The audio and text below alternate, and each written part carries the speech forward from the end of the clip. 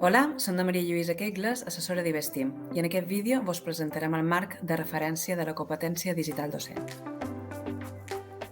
Concretament, veurem l'àrea 3, referent a l'ensenyament-aprenentatge. L'àrea 3 està integrada per 4 competències: ensenyament, orientació i suport en l'aprenentatge, aprenentatge entre iguals i aprenentatge autoregulat. La contemplem com una àrea nuclear i fonamental dins d'aquest marc de referència de competència digital. En aquesta àrea entraria tot l'ús de la tecnologia dins del procés d'ensenyament-aprenentatge. Cal destacar que compleix amb una de les funcions primordials del professorat, que és l'elaboració de la programació didàctica. Per fer-nos una idea general, la competència 3.1 estaria més relacionada amb tot el tema d'ensenyament i la 3.2, 3.3 i 3.4 en l'ús de la tecnologia per enfortir i millorar l'aprenentatge. A continuació, la Neus Ferrer començarà a explicar-vos-les de manera més detallada. Moltes gràcies, Maria Lluïsa. I doncs anem a començar amb la competència 3.1, que és ensenyament. Aquesta se relaciona, per una banda, amb la metodologia que s'empra pel procés d'ensenyament-aprenentatge, enriquida amb les tecnologies digitals. Per exemple, la planificació i posada en pràctica d'una activitat gamificada, utilitzant l'entorn virtual d'aprenentatge del centre, com podria ser el Classroom, o bé la creació d'una gincana utilitzant codis QR que permetin accedir a la presentació de les proves que s'hauran de dur a terme a classe per consolidar coneixements. Serien uns dels exemples. Com veus, aquí el focus recau sobre la metodologia basada en les tecnologies i no tant a la pròpia creació de les activitats. Per altra banda, l'àrea 3 també està estretament relacionada amb tot el tema de les programacions didàctiques, de la planificació d'aquesta programació.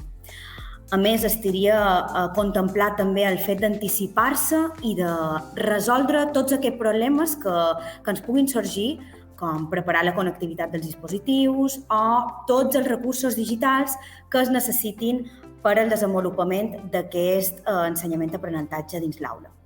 Així que, en general, i la clau d'aquesta competència és la programació, la planificació i l'anticipació dels problemes.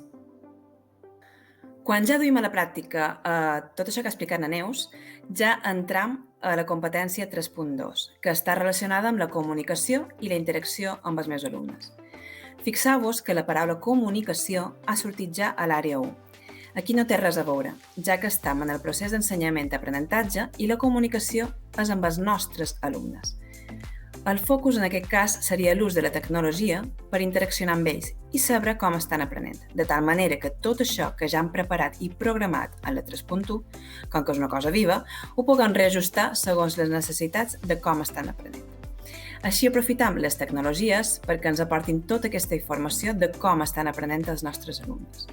Fins i tot ens podem anticipar a les dificultats que puguin tenir en l'activitat i plantegem una alternativa, que ja tenim preparada, perquè els alumnes que s'han perdut el contingut vegin un vídeo, per exemple.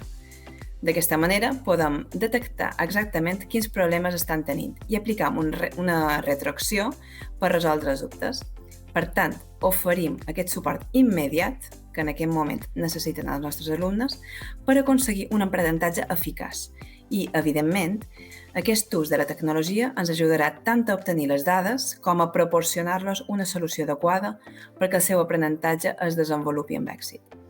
Un exemple que plantegem seria seleccionar una eina de comunicació adequada per resoldre els dubtes del nostre alumnat. És important no confondre aquest tipus de retroacció amb la de l'àrea 4, ja que en aquell cas es refereix a l'avaluació.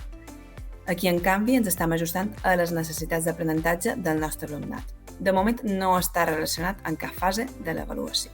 I ara seguirà la Neus amb les següents competències. En la competència 3.3 ens referim a la interacció entre els alumnes. Això engloba l'aprenentatge entre iguals a través d'estructures cooperatives i col·laboratives gràcies a l'ús de la tecnologia perquè el nostre alumnat interaccioni i treballi en equip. Com a docent, els proporcionam tasques i diferents activitats perquè treballin col·laborativament i també cooperativament. Tot això estaria molt relacionat amb l'adquisició de la competència d'aprendre a aprendre entre iguals.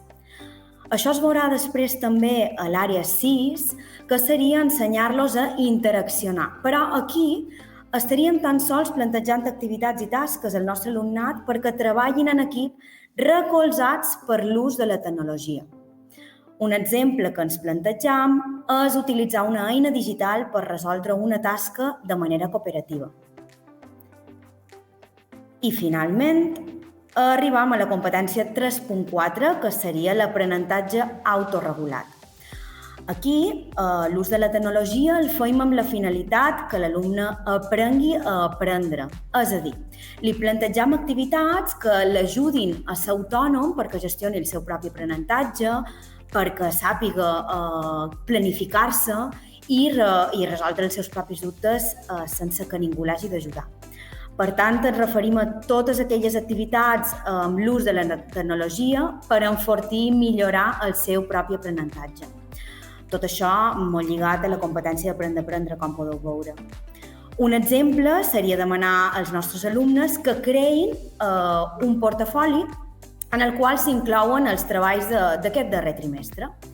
És important esmentar que, encara que amb el portafoli es treballa l'avaluació, la finalitat en aquest cas és que el nostre alumne vegi les evidències del que vagi aprenent i, per tant, que l'ajudi a ser conscient de com va aprenent perquè cada vegada sigui més autònom, que sàpiga resoldre els seus dubtes i aconseguir aquesta competència d'aprendre a aprendre. I amb això tancam la presentació de l'àrea 3 del marc de competència digital docent. Moltíssimes gràcies per la vostra atenció.